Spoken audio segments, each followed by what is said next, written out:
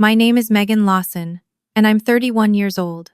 The moment my mother called me a glorified candy striper in front of 400 hospital executives, I knew it was time to let her discover who really held the power over her surgical empire. For years, I'd swallowed her dismissive remarks about my little nursing job while she paraded my sister's surgical residency like a trophy. But standing in that chandelier-lit banquet hall, watching her accept her chief of surgery plaque, I could feel the weight of the state accreditation letter folded neatly in my jacket pocket. She had no idea that her disappointment daughter now controlled whether her hospital stayed open. If you're watching this, please subscribe and let me know where you're watching from. Let me take you back 4 months to when everything changed. 4 months before that unbearable evening, we gathered at my parents' brownstone in Boston for Sunday brunch. Mom sliced the quiche with the same precision she used on a sternum, recounting her upcoming honor. The board voted unanimously, she said without looking up. Chief of Surgery, effective January 1st, 22 years of building that department from nothing. My sister, Allison, clinked her mimosa glass against Mom's. You deserve every bit of it. How many department heads have you mentored now? 14. All board certified. Mom's voice swelled. She turned to Allison. I want you to introduce me at the ceremony. Your speech at the resident graduation was flawless. Allison beamed. I'd be honored. Then Mom's gaze drifted to me. You'll come, won't you, Megan? I know your shifts are flexible. Flexible? That's what she called working 12-hour overnight rotations in a pediatric emergency room, holding screaming toddlers while their parents sobbed in the hallway. Of course I'll be there. Good. Allison will introduce me. You just need to show up and look presentable. Dad passed the fruit salad, his eyes fixed on the sports section. 3 years. That's how long it had been since Mom asked about my work. 3 years since she acknowledged that I'd been promoted to charge nurse, that I'd designed a pediatric triage protocol, now used by 6 hospitals in Massachusetts, that families specifically requested me when their children were admitted. My phone buzzed. An email notification from the Massachusetts Department of Health. No phones at brunch, Mom said automatically. The same rule since we were teenagers. Sorry, I slipped it back into my pocket, but not before seeing the subject line. Final interview invitation, Director of Hospital Accreditation and Patient Safety. Allison launched into a story about a complex spinal fusion she'd assisted on.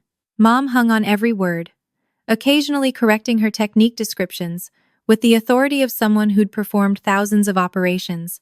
Dad nodded along. I pushed a strawberry around my plate, thinking about that email. The Department of Health's Accreditation Division was the most powerful oversight body in the state. Every hospital needed their approval to operate. Their director position had opened after Dr. Franklin Wallace retired, and my mentor, Dr. Sandra Chen, had urged me to apply.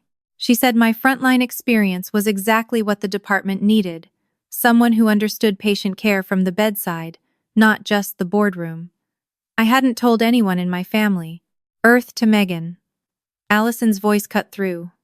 Mom asked if you're bringing someone to the ceremony. No, just me. Maybe you'll meet one of the new attendings, Mom offered. Several are single, because apparently my value extended only to whether I could attract a surgeon. As I helped Dad clear the dishes, my mind drifted back to nursing school graduation 6 years ago. Mom had invited half the surgical department to watch her daughters receive their degrees. Allison had graduated from medical school the year before, already matched to a top surgical residency at Johns Hopkins. Me? Bachelor of Science in Nursing at Boston College, then straight into my master's program. This is Megan, she'd told Dr. Whitfield, her colleague. She went into nursing. How nice, doctor. Whitfield had replied with that polite, thin smile. That's a solid support role. Support role, Mom had laughed. She wanted to be close to the action without the pressure of real responsibility. I'd stood there in my cap and gown, honors cords around my neck, while she reduced 6 years of study to holding someone else's clipboard. She never mentioned my thesis on early detection of sepsis in pediatric patients. Never mentioned my 3.97 gigapascals. Never mentioned that Massachusetts General had offered me a research position, which I'd turned down because I wanted to work directly with children who needed me most. Megan's always had a soft heart, she'd continued. Not everyone's built for the operating room. Allison was only in her second year of residency then, but she'd gotten the full introduction. My daughter's at Johns Hopkins, top surgical residency in the country.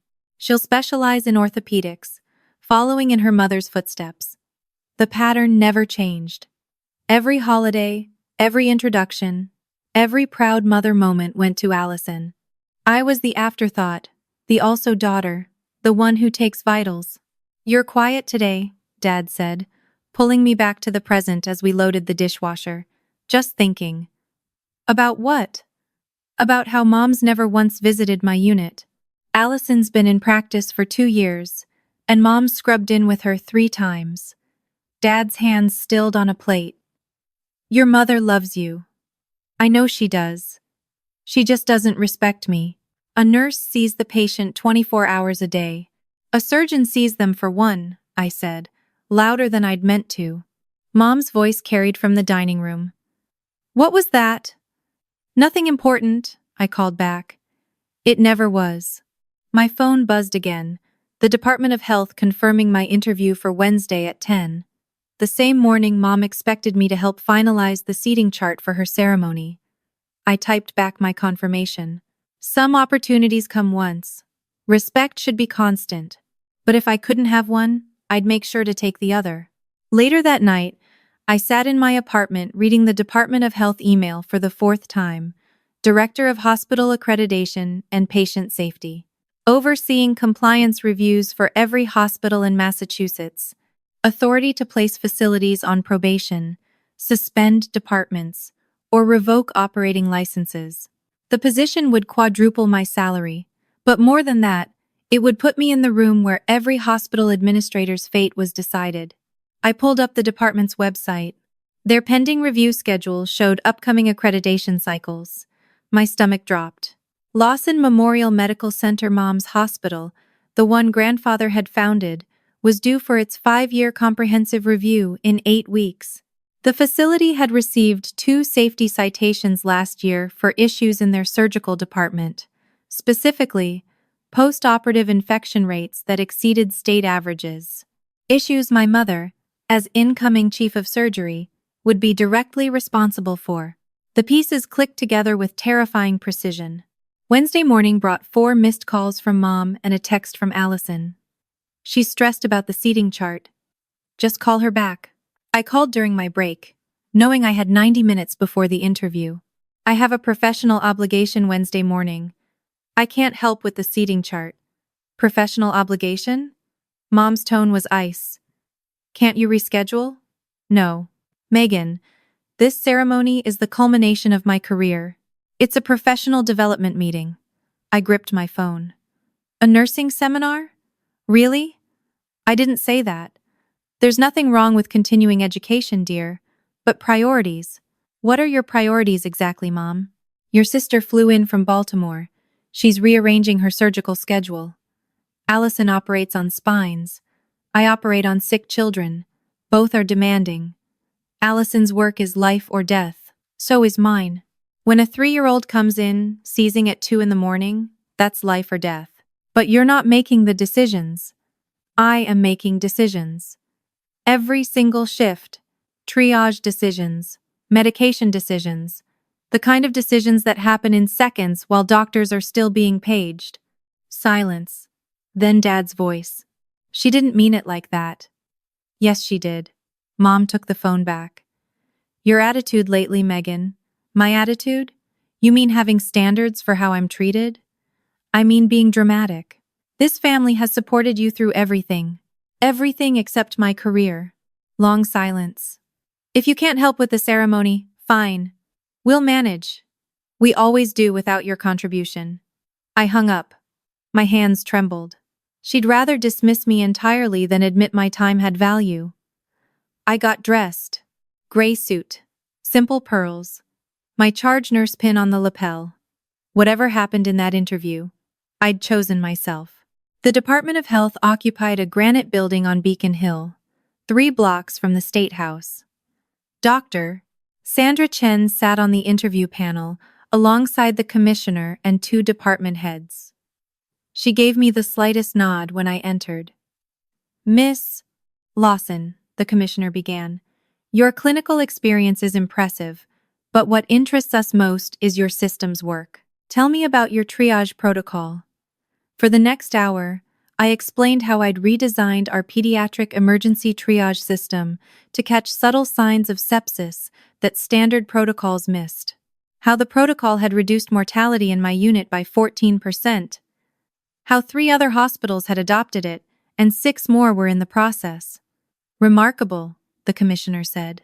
"We need someone who understands hospitals from the inside, not from the administrator's office, but from the floor where patients actually receive care. Most oversight officials have never worked a 12-hour shift," Dr. Chen added. "They don't understand how policy translates to bedside reality. That disconnect costs lives." I agreed. When a policy says 1 nurse per 4 patients, but the floor is running 1 to 8, the spreadsheet looks compliant while patients deteriorate. I've seen it. I've lived it. The commissioner exchanged glances with her panel. "I'll be direct. This position involves evaluating whether hospitals meet safety and quality standards. You'd have authority to place departments on probation or recommend suspension of services. You'd need to hold prestigious institutions accountable, even when their leadership pushes back." She pushed a folder across the table. "These are facilities due for comprehensive review this cycle." I opened it. 7 hospitals listed alphabetically. Lawson Memorial Medical Center, my mother's hospital, my grandfather's legacy. "We need someone who won't be intimidated by institutional reputation," the commissioner continued. "Someone who evaluates based on evidence, not prestige, Dr. Chen spoke up. "Megan has unique insight into surgical culture. Her mother is a prominent surgeon." The commissioner's eyebrows rose. "That gives you an interesting perspective on medical hierarchy. It's taught me that surgeons often believe their status places them above scrutiny," I said. "They assume that saving lives in the OR exempts them from systemic accountability." The commissioner smiled. "The position is yours. We'll announce it at next month's public health conference, but I wanted to offer it personally." My heart hammered. "I accept." "And Miss Lawson, that Lawson Memorial Review, your team will handle it. You'll recuse yourself from direct oversight of any family-affiliated institution. But the standards you set will apply universally." "Understood." Are you enjoying this story? If you've ever felt dismissed because of your profession, hit that like button. And if you want to hear how the ceremony night unfolded, make sure you're subscribed with notifications on. Trust me, you're going to want to see what happens next. I arrived at the Four Seasons Ballroom 25 minutes late. My interview had run long, and I hadn't had time to change out of my gray suit. The room sparkled with 400 people: surgeons, administrators, donors, board members, all gathered to celebrate my mother's appointment as chief of surgery at Lawson Memorial. "There she is." Mom's voice boomed from the podium, microphone in hand. She was mid-speech. Even Megan found time between bedpan rotations. Polite laughter scattered across the room. Some genuine, most uncomfortable. I found a seat at our family table as Mom continued. "For those who don't know, Megan works at a hospital too, just on the other side of the equation. She hands out the jello and takes the temperature readings, so the real professionals can focus." More laughter. Allison caught my eye from the stage and mouthed sorry. Dad stared into his bourbon. My phone vibrated. An email from the Department of Health. Official appointment confirmation. Effective immediately. Start date: Monday. Unless I preferred to announce it sooner. I looked up at my mother holding court, turning my career into entertainment for 400 people in evening wear. Around me, her colleagues chuckled as she launched into her next joke. "Medicine runs in the Lawson blood. Allison carries on the surgical tradition. And Megan, well, someone has to fluff the pillows." I sat perfectly still. Allison took the stage to introduce Mom's Achievement Award. Her speech was polished, emotional. She talked about watching Mom in the OR as a child, about being inspired to follow her path, about the Lawson surgical legacy continuing into its third generation. The audience was rapt. Tradition, excellence, legacy. Every word was about continuing greatness. Someone at the next table leaned over. "You're the nurse daughter, right?" "My wife's a nurse." "Good for you." He meant it kindly. It still stung.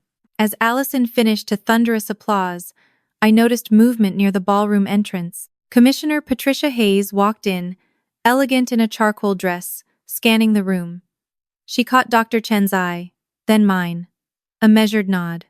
Mom was back at the microphone. "I want to thank my family. My husband Richard, who managed the household so I could manage the department. My daughter Allison, who makes me proud every single day and will carry the Lawson name into surgical history. And Megan, who is also with us tonight." The pause stretched. She'd literally run out of words for me. Some guests shifted in their seats. A few older women shot me sympathetic glances. "My daughter the surgeon," Mom recovered, gesturing to Allison. "And my daughter the—" She waved vaguely in my direction. "Well, she's here." Commissioner Hayes was walking toward the event coordinator now. She whispered something. The coordinator looked startled, then nodded. Before we proceed to dinner, the coordinator announced, "We have a special guest who'd like to address the room." Mom looked confused but pleased. Unexpected recognition from the Department of Health was always welcome for a hospital's reputation. She had no idea. Neither did I exactly. But Patricia Hayes didn't make unplanned appearances. "Let's get the whole Lawson family up here," Mom said, riding the momentum. "Come on." We walked to the stage. Dad in his navy suit. Allison confident in her silk dress. Me in my wrinkled gray interview suit, still wearing my charge nurse pin. "This is my legacy," Mom announced, her arm around Allison. "My daughter, Dr. Allison Lawson, continuing 3 generations of surgical excellence at Lawson Memorial." Applause. Allison smiled, perfectly at home in the spotlight she'd been groomed for since birth. "My husband, Richard, who sacrificed so our daughters could thrive." More applause, though Dad looked uncomfortable with the revisionist history. "And Megan." That pause again. "Who works in the medical field as well. In a support capacity." Someone coughed. Mom scrambled. She's always been the compassionate one, more interested in holding hands than holding scalpels. Nervous chuckles. I stood there, spine straight, watching Commissioner Hayes position herself at the coordinator's microphone. "Allison just completed a groundbreaking spinal reconstruction last month," Mom continued, retreating to safe ground. "Published in the Journal of Orthopedic Surgery. Megan changes IV bags. They're 12-hour IV drip calculations calibrated to a child's body weight," I said quietly. The room heard me. "Of course, dear. Very important work, I'm sure." "Dr. Lawson." Commissioner Hayes's voice cut through the awkwardness like a surgical blade. "May I?" Mom looked surprised but flattered. "The health commissioner at her ceremony?"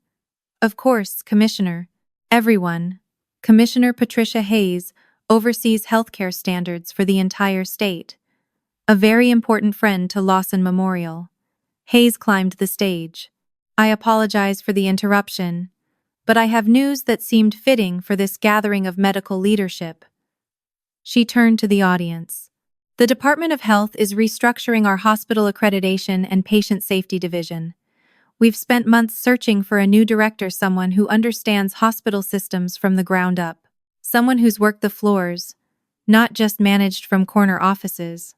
Mom nodded along, probably assuming this was about increased funding or a new partnership that would benefit her department. "We needed someone with clinical excellence, published research, and the courage to hold institutions accountable regardless of their reputation or legacy." Hayes turned to our family group. "Today, we appointed that person." She looked directly at me. "Megan Lawson will serve as our new Director of Hospital Accreditation and Patient Safety, overseeing compliance standards for every hospital in Massachusetts." The room went dead silent. Mom's smile froze mid-curve. Allison's lips parted. Dad gripped the podium railing. Including, Commissioner Hayes continued, her voice carrying to every corner, the upcoming comprehensive review of Lawson Memorial Medical Center, which, as some of you may know, received 2 safety citations last year for elevated post-operative infection rates in the surgical department. Gasps rippled through the crowd. Every administrator understood immediately. The daughter who changes IV bags would now decide whether the mother's hospital met safety standards. Mom's face cycled through confusion, disbelief, then a slow dawning horror as the implications registered. Her surgical department, her legacy would be evaluated against standards set by the daughter she'd just mocked in front of 400 colleagues. Commissioner Hayes wasn't finished. She held up an official letter bearing the state seal. This appointment was unanimous, she continued. Megan's pediatric triage protocol has been adopted by 9 hospitals statewide and reduced sepsis mortality by 14%. Her published research on nursing-driven early detection systems has been cited in 23 peer-reviewed journals. Dr. Chen joined Hayes on stage. I've mentored Megan since her first year at Boston College. Her thesis on rapid sepsis identification in pediatric populations changed how emergency departments across New England operate. Mom found her voice, barely. Her thesis? Published, Dr. Chen confirmed. And implemented. Nationally recognized. You must be so proud, Dr. Lawson. The irony in her tone was razor-thin. Around the room, people were recalculating. The bedpan nurse had publications. The Jell-O server would control hospital accreditations. The pillow fluffer's approval determined whether departments stayed open. Miss Lawson, Commissioner Hayes turned to me. Would you like to say a few words? She handed me the microphone. 400 faces waited. My mother stood frozen beside me, her chief of surgery plaque, suddenly looking fragile. Thank you, Commissioner. I'm honored to serve in a role that bridges clinical experience with oversight. I looked at the audience, Mom's colleagues, the people who'd chuckled at her jokes about my career. Patient safety begins at the bedside. The nurse who catches a subtle change in a child's breathing at 3 a.m. prevents the emergency surgery at dawn.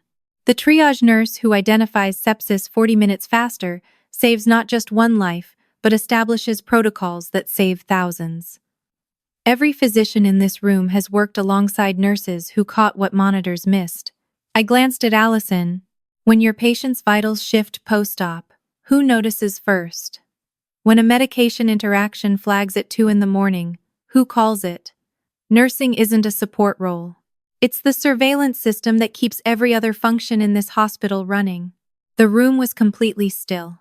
In my new position, I'll ensure that accreditation standards reflect the full reality of patient care, not just surgical outcomes and revenue metrics, but staffing ratios, nursing workload, infection prevention protocols, and the systems that actually keep patients alive between operations.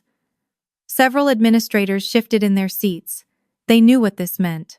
Megan will also oversee the comprehensive review of all facilities due this cycle, Hayes added, looking directly at Mom, including Lawson Memorial's 5-year accreditation review, scheduled for 8 weeks from now. The murmur that swept the room was electric. The daughter she'd mocked would now determine whether her hospital maintained its accreditation. Of course, there's no conflict of interest, Hayes continued. Megan has already agreed to recuse herself from direct involvement with family-affiliated institutions. Her team will conduct the review, using the standards she establishes. But those standards, she smiled, will be rigorous. Mom tried to recover. I've always supported Megan's career. The words rang hollow against 20 minutes of public humiliation. This is wonderful news, she managed. The appointment was finalized this morning, Hayes said. I understand Megan had a scheduling conflict with your ceremony preparations. Fortunate that she chose the interview. The pointed comment landed like a defibrillator shock. People were connecting the dots. Mom had tried to guilt me into arranging seating charts while I was interviewing for a position that oversees her entire hospital. I should mention, Hayes added. Megan's starting salary is $210,000. The state values frontline clinical expertise accordingly. The number hung in the ballroom air like a held breath. Mom had joked about my nursing salary an hour ago. I now earned more than most surgeons in the room. Allison spoke first. "Megan, this is incredible. Congratulations." Her sincerity cut through Mom's frozen silence like a warm current. "We should celebrate," Dad said, finding his voice for the first time all evening. But Mom couldn't let it go. "You hid this from us. You never asked about my work, Mom." "I would have." "Would have what? Taken it seriously? You've had 31 years. Commissioner Hayes intervened smoothly. "Dr. Lawson, you should be proud. It's rare for children of prominent physicians to carve such distinctive paths in healthcare." The subtext was unmistakable. She succeeded despite your contempt, not because of your encouragement. Surgeons who'd ignored me at every hospital function for years suddenly materialized with business cards and handshakes. Dr. Patel from cardiology wanted to discuss his department's nursing integration. Dr. Yamamoto from oncology had questions about staffing compliance.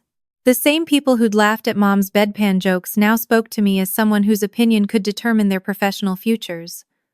Mom finally approached after the crowd thinned. "We need to talk." "We should." "During business hours. About your infection rates." "Excuse me?" "Your surgical department's post-operative infection rates are 11% above the state average. That's not a number that passes review." "How do you know that?" "It's public data, Mom. Available to anyone who looks." "You never looked." Mom's face went white. The daughter she'd dismissed as a pillow fluffer had already professionally evaluated her department and found it failing.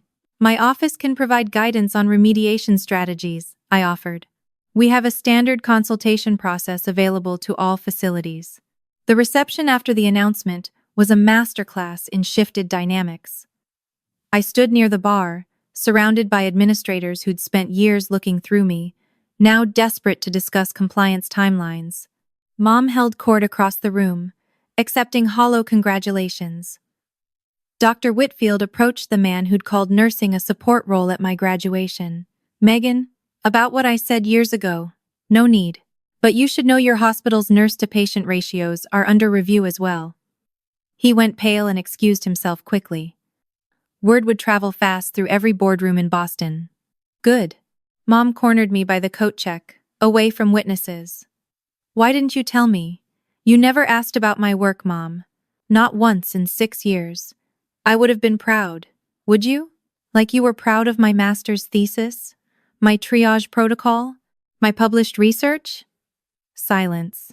"You know what hurts most?" I said, my voice steady. "You've spent my entire life telling 400 people that I'm a joke. Tonight, 400 people learned you were wrong. Not from me, from the Commonwealth of Massachusetts. This is about punishment. This is about patient safety. Something your department apparently needs help with." Allison joined us. "Mom, let it go. Megan earned this." "I know that," Mom snapped, then caught herself. "Of course she did. Your infection rates need attention," I told her plainly.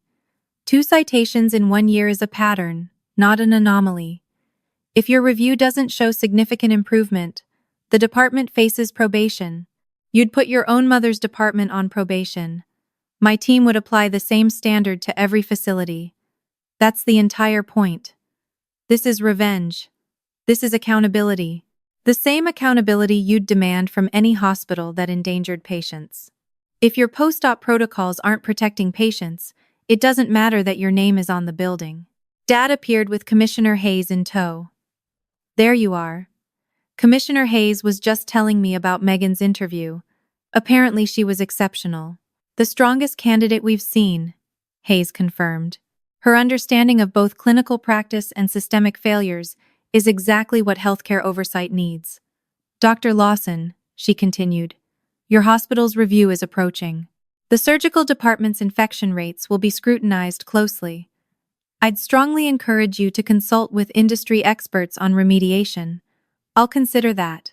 "I'd do more than consider, Mom. The review team arrives in 8 weeks. Without documented improvement in infection control protocols, surgical volumes, and nursing staffing, Lawson Memorial's surgical accreditation is at risk. Hayes said it with a warm smile. The message underneath was steel. Your daughter now holds the standard your legacy will be measured against.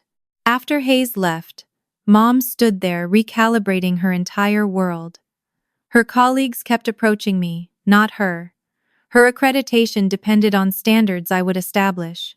Her professional universe now orbited the daughter she'd publicly ridiculed 90 minutes earlier. I need time to process this, she said finally. Take all the time you need. My office opens Monday.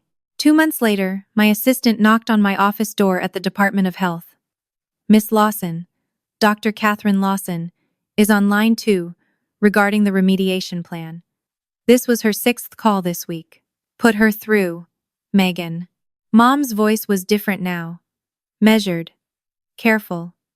I wanted to discuss our infection control revisions. All remediation plans go through the standard review process. Submit to my team's portal. Could we discuss it over dinner? Your father's grilling this weekend. I don't discuss active reviews outside the office. You can schedule a consultation through proper channels. This is absurd. I'm your mother. Which is exactly why everything goes through proper channels. No exceptions. She exhaled. My team doesn't fully understand the new staffing requirements. Then your team doesn't fully understand basic patient safety standards. That's concerning for a level 1 trauma center. Silence. Could you recommend a consultant? My assistant has a list of approved compliance consultants. Standard rates apply. After I hung up, Allison texted. Mom's driving the entire surgical department crazy. She's hired 2 infection control specialists and a nursing staffing expert. Good.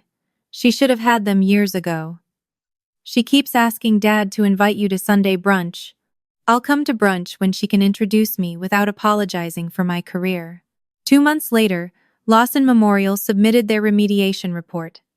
It was excellent.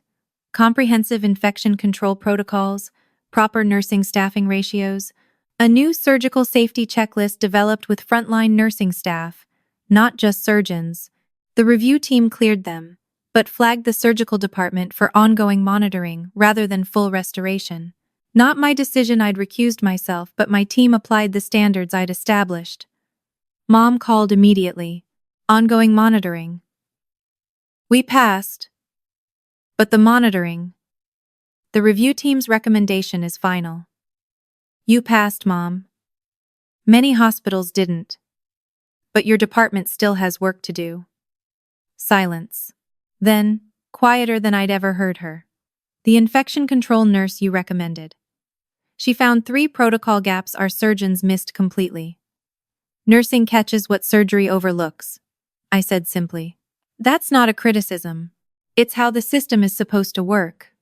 Another pause. I've been reading your sepsis research. Only took you 6 years. I'm starting to understand why you chose this path. I said nothing. It's not a support role, she said slowly, as if testing the words. It never was. She was quiet for a long time. How do I make this right? I don't know if you can. But you could start by spending a shift in a pediatric ER. Not observing working. See what nurses actually do when the surgeon goes home, and the patient is still scared and in pain.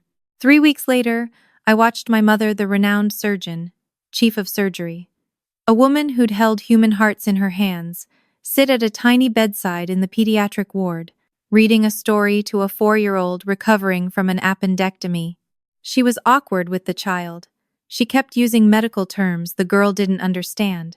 She instinctively reached for a chart instead of the stuffed bear the child was crying for. But she showed up every Thursday. No photographers, no press releases, no audience. On her 3rd visit, a toddler with a broken arm reached for her, and she froze because in 30 years of surgery, she'd never simply held a frightened child.